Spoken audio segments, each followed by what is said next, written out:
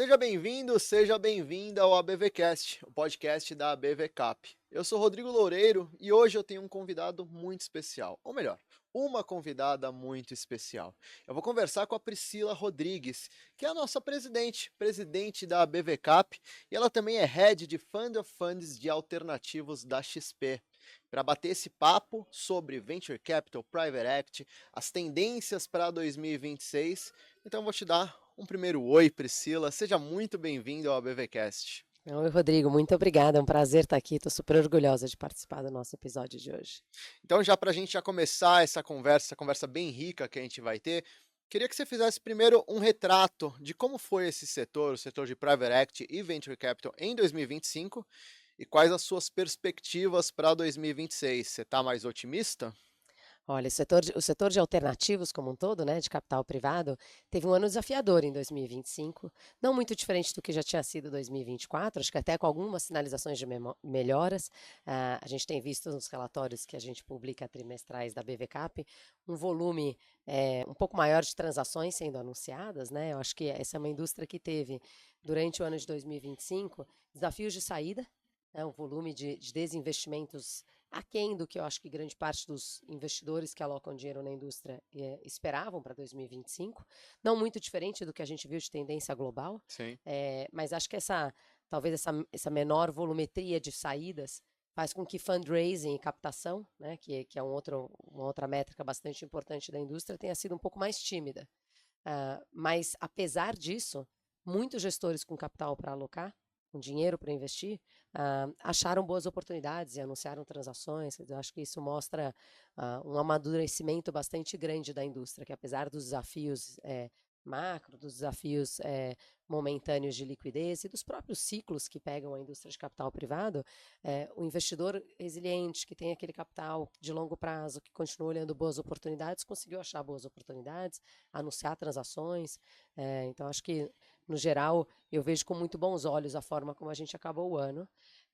2026 tem sempre um desafio de eleição, é um ano de eleição, sempre tem um pouco mais de desafio de incertezas. Eu acho que é muito mais pela questão de não ter muita visibilidade do qual é o cenário, se a gente vai seguir na direção A, na direção B, ou numa direção C, qualquer uma que seja.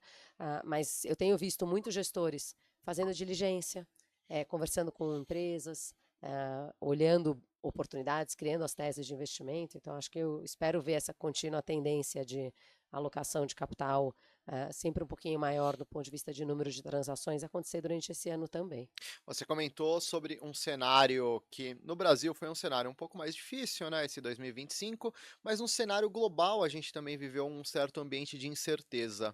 Dá para dizer que o Brasil então está no mesmo ritmo do resto do mundo, ou será que aqui no Brasil foi um pouco mais desafiador ou menos desafiador, na sua opinião? A gente, nessa indústria, né, a indústria de alternativos está no Brasil há mais de 30 anos, na verdade. A BVCap tem 25 anos, esse foi um ano super importante, o ano passado, 2025, foi um ano super importante de comemoração para a gente, mas eu acho que a indústria de alternativos, ela tem sido e tem visto um pouco mais de volatilidade no Brasil do que a gente vê no resto do mundo. Né? Eu acho que porque a gente tem variações mais drásticas de câmbio, impacto de taxa de juros, todo o cenário macro, então a gente tem os nossos próprios problemas locais do ponto de vista macro que acabam de alguma forma impactando ou de alguma forma direcionando algumas das decisões que são feitas dentro da indústria.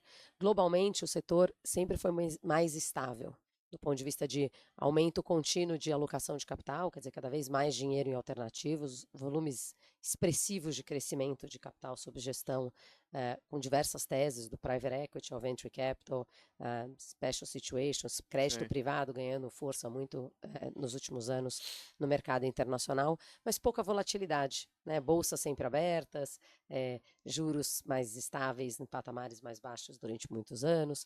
E eu acho que nos últimos 2 anos e meio, o mercado global começou a ver talvez algumas das volatilidades que nós estamos bastante acostumados a ver.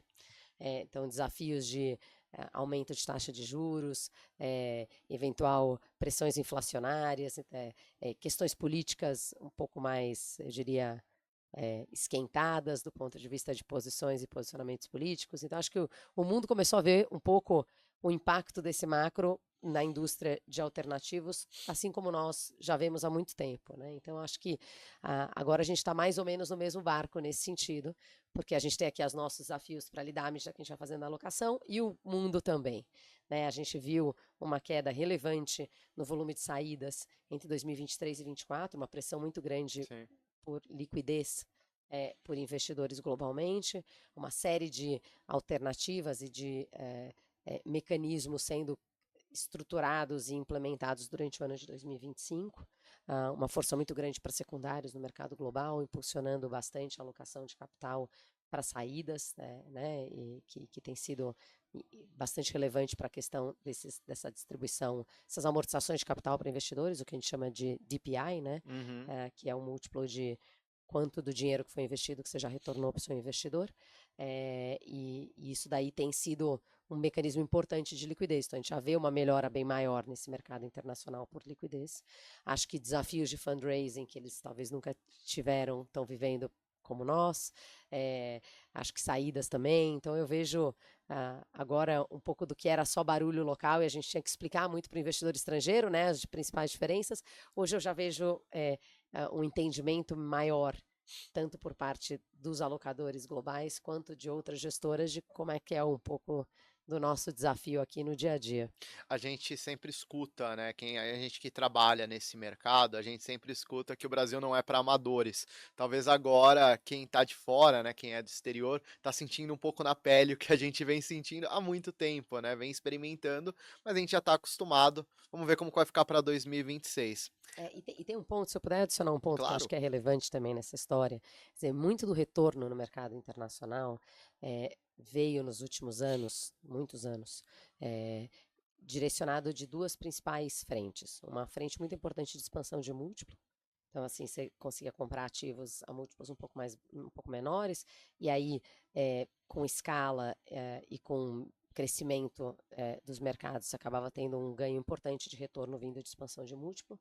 E uma outra ferramenta muito relevante para direcionar retorno nos últimos anos, historicamente, fora do Brasil, tem sido a desalavancagem, quer dizer, operações que têm ajudado a parte de retorno por um processo muito grande de desalavancagem, dívida num custo bastante atrativo, financiando grande parte dessas aquisições e direcionando grande parte desses retornos.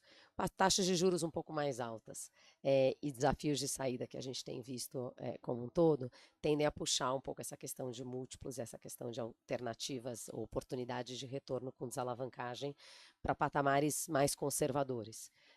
Que é um pouco mais a nossa realidade. Então, hoje eu tenho visto muitos gestores lá fora falando de value creation, falando de como é que a gente faz para direcionar crescimento real nas companhias, como é que a gente faz ganho de produtividade, foco em margem, foco de melhoria de processos, etc., que tem sido a história do que dá retorno no Brasil. Historicamente, no Brasil, a gente investe para crescimento, seja as teses de companhias menores na indústria de venture capital, um crescimento muito acelerado de receita, né, do que a gente chama de top line, e na indústria de private equity, mas em companhias mais maduras, um mix entre crescimento de receita e melhoria de produtividade, ganho de margem, crescimento de EBITDA e geração de caixa, que passou a ser um alvo importante no mercado internacional. Então, acho que a gente está, quando a gente vai conversar com o investidor, com o cotista, com aquele alocador global, que pergunta um pouco de onde que vem as alavancas de criação de valor, ele hoje vê essa experiência da gestão e da forma como gestores investem no Brasil como um pré-requisito para investir globalmente. Então, isso nos dá um diferencial importante, né? Porque a turma está começando a fazer lá fora, coisa que a gente já faz aqui há muito tempo, porque a gente não tinha as outras alternativas, né? Aqui, expansão de múltiplo não necessariamente está sempre lá, apesar da gente sempre buscar com escala, mas a questão da engenharia financeira por alavancagem sempre foi muito proibitiva do ponto de vista de custo de juros e taxas de juros no país, e disponibilidade de capital também. Esse cenário de 2025, né? A gente começou o ano de 2025 num cenário econômico um pouco mais conturbado, até pelos acontecimentos do final de 2024, os acontecimentos políticos e econômicos do final de 2024, entra em 2025 com um câmbio um pouco elevado, com a perspectiva de que teríamos os aumentos da taxa Selic, que realmente aconteceram, chegamos a uma taxa Selic de 15%. Para 2026, a gente abre talvez com uma perspectiva mais positiva, o Boletim Focus prevê uma taxa Selic na casa de 12 a 12,5%. Estamos trabalhando com um câmbio nesse momento ali na casa de 5,30, 5,40, está flutuando nesse patamar.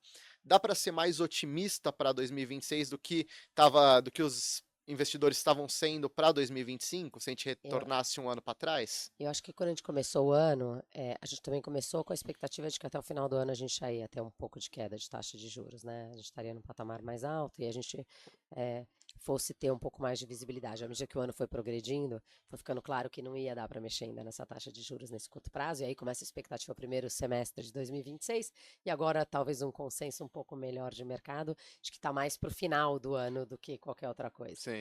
E eu acho que essas decisões, quer dizer, a decisão de alocação de capital do investidor de alternativos, ela, ainda que ela olhe esse cenário macro, ela não pode ser tão pontual para escolher o trimestre, o semestre da alocação em função da expectativa do cenário macro, porque a gente sabe que facilmente isso dá para escorregar 6 meses para frente, antecipa 6 meses, quer dizer, eu acho que aqui tem o principal, talvez, alavanca relacionada ao otimismo de alocação de capital não é necessariamente qual é o trimestre exato que tem uma mudança de taxa de juros. A taxa de juros altas, elas são desafiadoras para o crescimento econômico como um todo. Né? Acho que não necessariamente impacta exclusivamente as indústrias nas quais o capital privado aloca capital, as empresas nas quais recebem os aportes, mas a economia como um todo, né? O poder aquisitivo do consumidor, a velocidade na qual as receitas podem crescer, a velocidade na qual as companhias investem capital para crescimento, né, fazem os seus planos de investimento. Então, acho que taxas de juros altas são desafiadoras como um todo, porque quando você projeta 4, 5, 6, 7 anos de alocação de capital, se você imagina que você vai ficar num cenário com altas taxas de juros, o crescimento esperado para essas companhias são menores. E aí, quando você tem crescimentos menores, você já tem uma questão de que o valuation é menor. Sim. Você desconta também esse valuation, uma taxa de juros um pouco mais alta, sua taxa de desconto cresce bastante, o custo de oportunidade fica mais caro, isso também põe pressão em valuation, né? Então, acho que quando a gente olha o cenário macro, a gente é muito mais para entender como que aquele cenário macro impacta o micro daquela empresa, do que necessariamente de uma forma mais ampla, qual é o momento exato de alocar. Acho que os programas mais estruturados de alternativos têm sempre uma visibilidade de uma contínua alocação de capital. Se aloca recorrentemente, ano após ano, né, em relação aos bons momentos, para conseguir olhar todas as ondas e surfar um pouco todas essas ondas do ponto de vista de resultado. O investidor mais sofisticado na indústria, ele também entende que quando você tem um momento de taxa de juros muito alta e uma visibilidade de queda de taxas de juros, a tendência é que você tenha uma conversão dos descontos de valuation para patamares mais em linha com o que sejam históricos ou que talvez um segmento possa vir a ter. Então ele olha e fala, olha, se realmente eu tenho uma visibilidade no curto prazo, né, um ano para a indústria de alternativos é curto prazo, no curto prazo tem uma diminuição de taxa de juros, a hora certa de alocar é agora. Porque eu consigo ainda travar um preço de entrada mais atrativo. Então, acho que a expectativa de melhoria de cenário macro é mais para definir, bom, eu não posso perder essa janela agora, porque se eu esperar um ano, passou. Né? A gente tem, eu estava até ontem comentando um pouco sobre isso, quando a gente vai comprar ação na bolsa, fica muito claro que você tem que comprar na baixa e vender na alta. Sim. Isso é muito óbvio. A Né? matemática simples. Matemática muito simples. Quando você vai para alternativos, e a gente fala de alta taxa de juros, as pessoas falam, mas agora a taxa de juros está muito alta, a gente deveria não comprar. É o contrário. Quando a taxa cai, aumenta o preço. Então, assim, quando a gente olha o alternativos, a gente deveria pensar com a mesma filosofia da teoria correta de alocação de capital. Compro por um preço mais atrativo e vendo por esse ganho, né? Isso daí, se você olha exclusivamente só a taxa de juros, quando você está com a taxa de juros mais alta, o valuation está mais baixo. Quando você cai a taxa de juros, mesmo que as companhias não cresçam tanto, o valuation tende a subir. Sim. Então, é comprar na baixa e vender na alta. É um pouco, a mesma linha de raciocínio. Mas tem essa variante, né? Tem esse temperinho adicional. Não é tão simples assim, eu vou comprar na baixa, vender na alta, mas com a taxa de juros, com o elemento de taxa de juros, às vezes o que está na baixa e que não estaria na baixa, ele continua na baixa, né? Por conta da taxa de juros e vice-versa. E aí, a grande, talvez, você está corretíssimo, porque a grande capacidade, eu acho que na gestão, está em você, olhando esse cenário, como é que eu consigo ver as alavancas de valor que vão fazer aquela companhia destravar valor, apesar de estar ainda num ambiente de alta taxa de juros.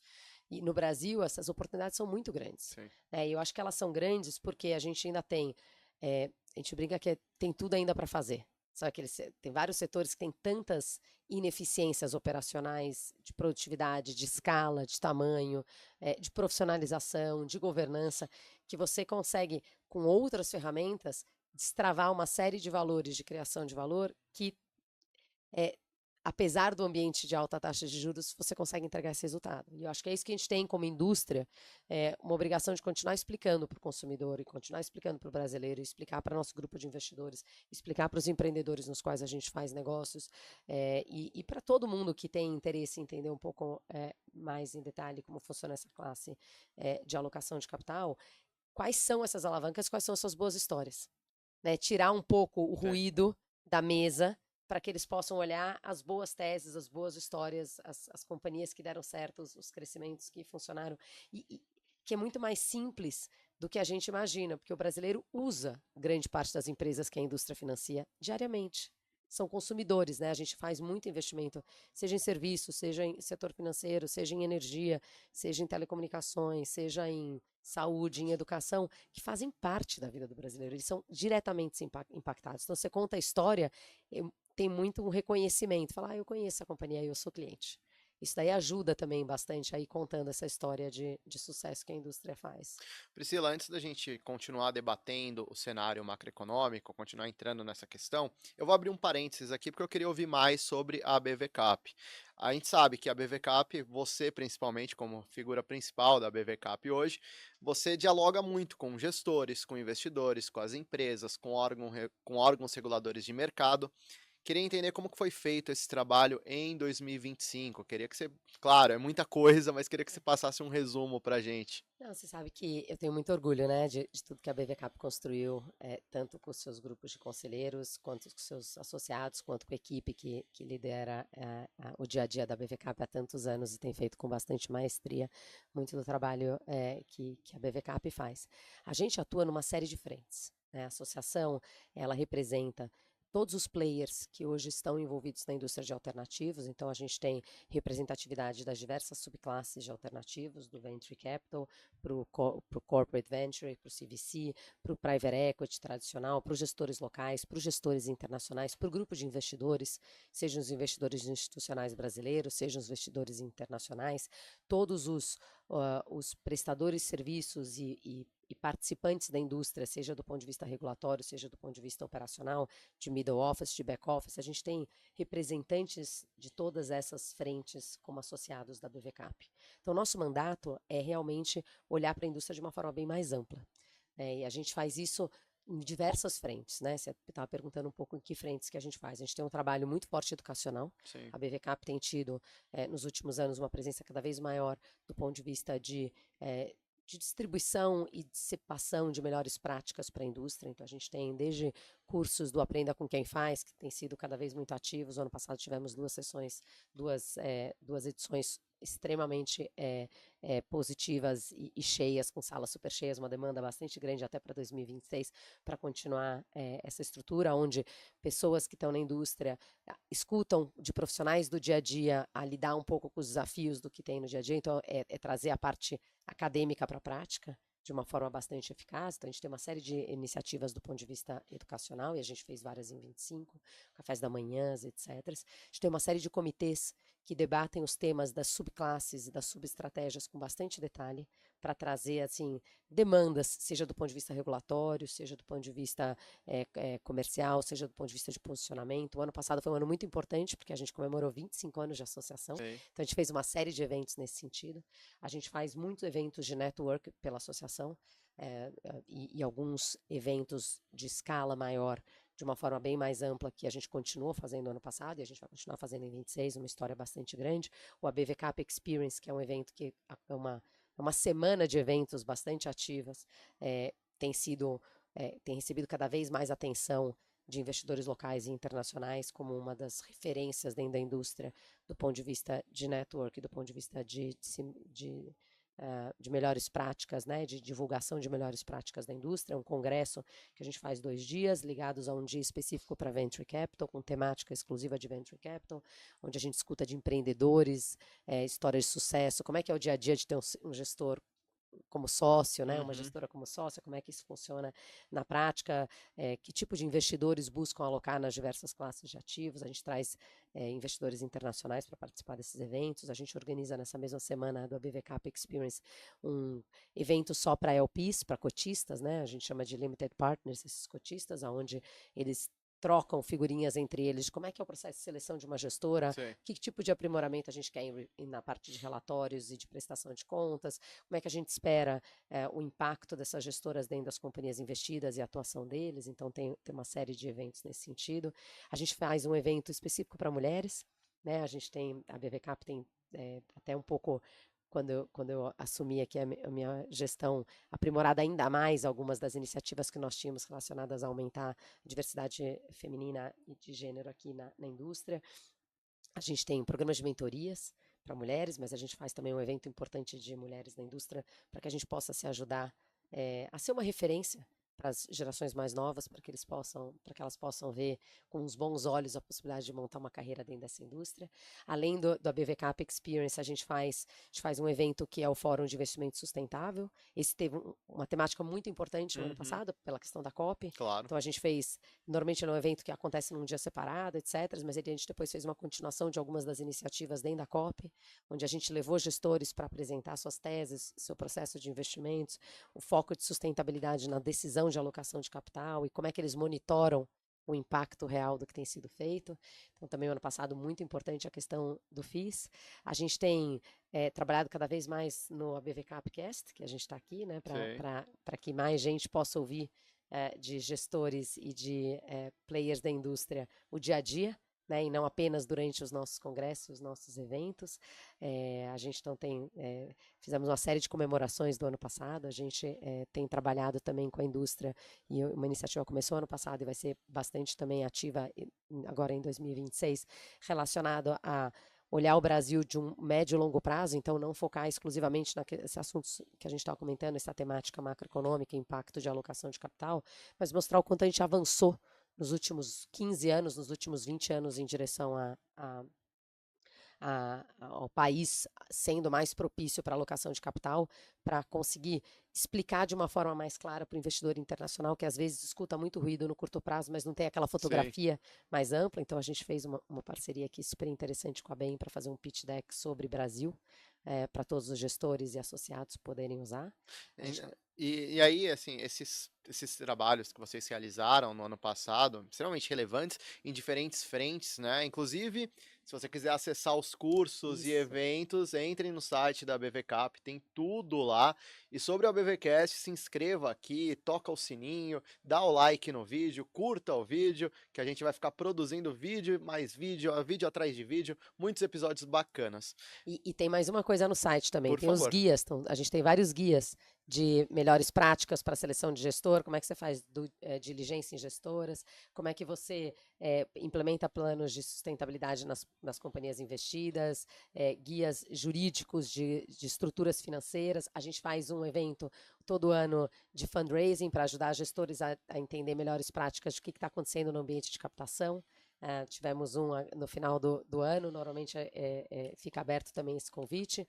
E de uma última ação que eu queria só comentar, que a gente tem sido muito ativos na BVCap nos últimos anos, é um trabalho importante junto aos reguladores, para explicar, para ter uma questão educacional também, para explicar como é que é essa classe de ativa, como é que a gente trabalha, fazer um comparativo de como é que é hoje a indústria comparado com o mercado internacional, quão estruturados e bem preparados estão os gestores e os processos de investimento comparado com o mercado internacional. A gente tem trabalhado muito próximo aos reguladores, temos um convênio muito importante com a CVM, temos trabalhado junto com a ABRAP, para realmente fornecer as informações que são necessárias e ajudar numa interlocução para impulsionar cada vez mais a atração de recursos para o país, seja via aumento da alocação de alternativos no bolso dos brasileiros, né, o capital local, que tem crescido a sua alocação dentro de alternativos, mas ainda bastante mais tímida do que Sim. são algumas alocações globais, mas também para continuar atraindo cada vez mais o trabalho e esse capital internacional.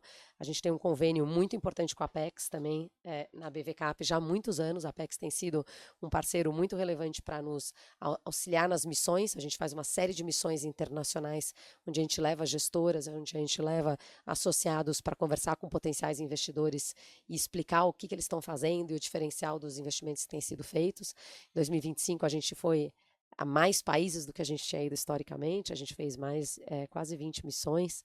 2026 tem mais ainda no cronograma, então também chequem as missões no site da BVCap, venham participar delas com a gente. Acho que tem aqui também um apoio importante de dar as ferramentas e a visibilidade para a indústria de alternativas no Brasil, fora do Brasil. Então, as principais novidades para 2026. Aqui vamos colocar no curto prazo, esse primeiro trimestre de 2026, o que teremos de novidade, Nós Priscila? teremos cursos, então a gente vai continuar fazendo o Aprenda com Quem Faz. No primeiro trimestre a gente tem algumas missões já no calendário, então visitem, participem, acho que é importante. O nosso congresso ficou em 2026 para setembro. 2026 é ano de Copa do Mundo, então a gente mudou um pouquinho a data, mas qualidade e conteúdo vai permanecer impecável. Que mais que a gente tem em 2026? A gente tem algumas iniciativas também de interlocução com os reguladores. A gente tem trabalhado em diversas frentes para auxiliar numa série de aprimoramentos regulatórios que estão sendo propostos, então isso daí também deve vir. A gente divulgará também, além do pitch deck que foi feito para cenário macro, alguns documentos nessa mesma linha também para as diversas classes de ativos, então para Private Equity, para Venture Capital, fiquem bastante ligados que eu acho que aqui tem bastante coisa nessa frente também. E além, claro, do ABVcast, que fica aqui no YouTube e nas redes sociais da BVCap, vai continuar para 2026, né, Priscila? Vai continuar com bastante temas super interessantes. Tenho certeza que vocês vão gostar, vão ouvir de bastante gente aqui da indústria. E se vocês quiserem participar também, procurem a gente na BVCap. É só convidado fera. Eu já entrevistei alguns convidados aqui, impressionantes. Priscila, voltando um pouquinho para o setor, né? Falando um pouco de Private Equity e Venture Capital. Eu tenho escutado, inclusive aqui no ABVcast, que apesar da janela de IPOs estar fechada, das saídas estarem um pouco difíceis, o mercado de secundárias está muito forte aqui no Brasil. Perspectiva para 2026 é de um mercado ainda mais forte? O mercado de secundários tem tido cada vez mais importância globalmente, né? Como eu comentei quando a gente estava falando um pouquinho sobre liquidez. Então, ele é uma indústria que tem crescido muito do ponto de vista de capital sob gestão. No Brasil ainda era bastante tímido, assim, tem alguns gestores fazendo alguma alocação de secundário já há quase 10 anos, né? Um pouco mais de 10 anos. Então, assim, não é uma indústria nova, mas ela ainda era bastante tímida. Acho que nos últimos 3, 4 anos, com esses desafios de liquidez, ela tem ganho mais spotlight, mais atenção, e a gente tem visto cada vez mais recursos sendo disponibilizados para a indústria de secundários, né? Eu acho que a gente ainda do ponto de vista do percentual de secundários no total da indústria, pequeno. A gente ainda está nessa fase de maturidade. Muita gente me pergunta, mas quando voltarem as saídas, a indústria diminui de secundários? Não. A resposta para isso é não. É uma indústria que ela veio para ficar. Ela é uma ferramenta muito importante para liquidez intermediária, tem soluções para cotistas, tem soluções para gestores, tem soluções para fundos, tem soluções para empreendedores, assim, tem uma série de subsegmentos dentro da indústria de secundários, a gente ainda está engatinhando em algumas delas. Eu acho que ela mostra também um pouco o desenvolvimento dessa indústria, o crescimento dessa indústria, mostra o desenvolvimento da maturidade da indústria de alternativos como um todo, né? A gente começa vendo gestores, às vezes, no seu primeiro fundo, segundo fundo, terceiro fundo, à medida que vão estar sexto, sétimo, oitavas safras, a gente vai vendo secundários ter uma importância cada vez maior. Eu acho que é uma tendência que ela não é só no Brasil, ela é internacional, assim como ela ficou internacionalmente e tem ganho cada vez mais espaço, eu tenho convicção de que vai ser igual no Brasil. Isso não é exclusivo para 26. Eu acho que é 26, é 27, é 28, é 29. A indústria de alternativos sempre tem ciclos, né? Às vezes um ciclo de uma capacidade maior de captação, menor de saída e vice-versa. Então, assim, a gente vê esses ciclos acontecendo. Nos momentos onde você tem algumas pressões maiores desses ciclos, secundários passa a ter uma importância maior, mas eu tenho convicção de que em momentos onde está tudo voo cruzeiro, né, que eles também vêm, os secundários continua sendo um player super relevante e vai continuar sendo um player super relevante. Falando em Sou bem ciclos. bias nessa também, né? Porque eu também tô no dia a dia desse mundo. Ah, mas faz sentido. E falando em ciclos, esse mercado é um mercado de ciclos, como você bem disse. Às vezes temos um ciclo caracterizado por um determinado perfil de investidores e de empreendedores. Depois esse ciclo muda radicalmente, sai de um comportamento mais agressivo para um comportamento mais conservador e vai indo, vai mudando. Para 2025, o ano de 2025, como que você classifica esse ciclo? Foi um ciclo um pouco mais conservador, de olhar mais para os fundamentos de cada negócio? Você acha que os gestores eles foram um pouco mais conservadores? E para 2026, qual que é a sua perspectiva? Você acha que vamos ter uma mudança no perfil? Olha, eu acho que a indústria no Brasil, ela sempre foi muito alavancada por gestores que têm uma preocupação do dia a dia, né? O capital sempre foi muito escasso no Brasil. Empreendedores sempre tiveram seu capital muito escasso também. Então, é, um excesso de volume de dinheiro para a indústria nunca foi muito a realidade. Então, assim, vou levantar um cheque de 10, o que eu preciso fazer com os 10? Vou levantar um cheque de 12, o que eu preciso fazer com os 12? Né? Assim, não vou levantar um cheque de 20, eu preciso de 8, depois eu vejo o que eu faço. Aqui nunca foi muita história, né? A gente viu um pouco mais de boom nisso, principalmente para tecnologia entre 20 e 21, como a gente viu globalmente, né? Entre 20 e 2. Mas aí foi Mas totalmente fora da foi curva. totalmente fora da curva. Eu acho que isso foi fora da curva. Tem uma percepção, assim como tem global, de que é a mesma percepção aqui no Brasil de que era uma fora da curva, e hoje os negócios estão muito mais conservadores em relação à utilização de caixa e tamanho de rodadas a serem captadas. E eu acho que o investidor também espera um pouco isso, né? Acho que o investidor que aloca no Brasil, seja o investidor institucional local, seja as famílias, seja o varejo, seja o investidor internacional, ele espera todo um processo de diligência e governança bem detalhado para alocação de capital. Eu acho que isso é uma indústria de risco, né? Uma classe de risco. E aqui o que está, à medida que a gente vai amadurecendo a indústria cada vez mais com todos os grupos de investidores, a maturidade desses investidores relacionado à gestão desse risco, né? Como é que você quais são as principais métricas que você viu de risco numa companhia, numa estratégia, aonde que elas podem dar errado e como é que você já prepara mitigantes para esses riscos para implementá-las. Eu acho que essa é uma conversa que hoje dá para ter com todos os perfis de investidores, porque eles já entenderam um pouco essa dinâmica, né? Eu acho que isso continua. A gente tem, talvez, o que eu talvez possa te responder e te dar algum insight em relação à expectativa de mais curto prazo, são mais setores. Você tem alguns setores que de tempos em tempos passam a ser maior ou menor foco Sim. na alocação de capital, porque eles têm melhores ou piores oportunidades, né? A gente tem uma discussão aqui importante no Brasil relacionada à reforma tributária, e aí, assim, alguns setores podem sofrer mais do que outros, né? Os segmentos podem sofrer mais do que outros e etc. Então, a tendência dos gestores é buscar aqueles que têm um maior retorno com menor tomada de risco. Então, quando você ainda tem muita insegurança ou incerteza do ponto de vista do impacto num segmento ou no outro sobre alguma política, alguma questão macro mais clara, você acaba privilegiando a alocação em Sim. algum outro setor, né? A gente tem visto muita alocação, muito interesse de alocação em sustentabilidade. Acho que o Brasil até por estar um pouco na visibilidade relacionada à Copa também, tem mostrado a importância de ser das matrizes climáticas e do quão bem posicionado ele está. Então, a gente tem visto essa demanda por investidor estrangeiro para gestores e para teses que aloquem com este prisma em mente. E é importante mencionar que, às vezes, quando a gente fala esse prisma, parece que é só impacto, não tem rentabilidade. Não, não. Esses investidores buscam retorno, os retornos são financeiros, eles também têm Não é não é filantropia. filantropia. Aqui tem uma questão muito relevante de conseguir retorno enquanto está fazendo a coisa certa, né? Enquanto está aprimorando e auxiliando o desenvolvimento de sociedade como um todo, fazendo a coisa certa. E as oportunidades existem. Então, acho que aqui, do ponto de vista de alocação de recursos, tem bastante disso.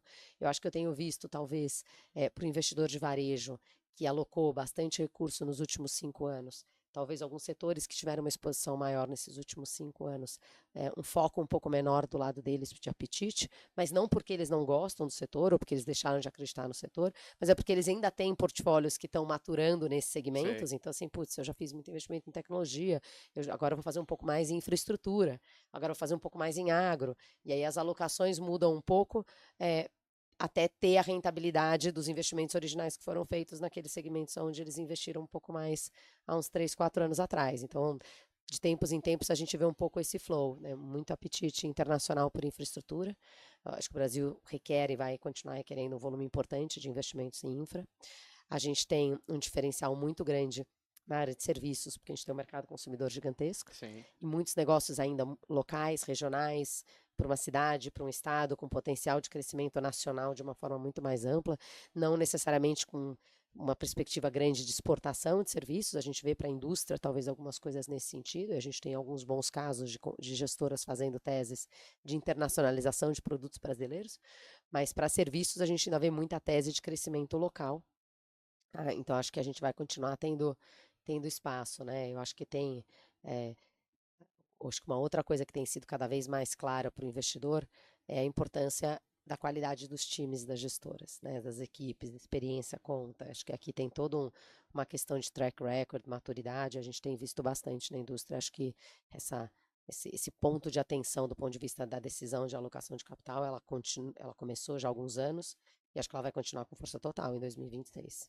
A gente saiu da sombra, né, de grandes gestoras internacionais, já temos nomes de gestoras brasileiras, de investidores brasileiros bem consolidados, não só no cenário aqui da América Latina, mas no cenário global. Priscila, E você sabe que globalmente eles continuam olhando para cá. É bom ter esses gestores sim, globais também olhando, até porque às vezes eles olham um tamanho diferente de cheque. Então eles estão outro uma das perfil. alternativas de ciclos, né? A gente tem companhias que conseguem crescer 10, 15, 20 anos. Então elas podem ficar 5, 6 anos com uma gestora, depois ser vendido para um outro perfil e depois passar para um outro. Então a gente consegue ver essa continuidade de crescimento. Não é que em 5 anos acabou o crescimento, não tem mais o que fazer, aí é mais difícil a saída. Então é bom que os investidores internacionais também participem aqui e dividam esse ecossistema com os gestores locais. E para o empreendedor não é só a questão do cheque, do tamanho do cheque, mas também de onde vem o cheque e o que o cheque acompanha, né? O conhecimento que vem junto com o cheque, o famoso smart money, né, A gente Priscila? chama exatamente isso. A gente fala nosso capital é o capital inteligente. Dinheiro por dinheiro, você deveria escolher aquele que lhe ajuda mais.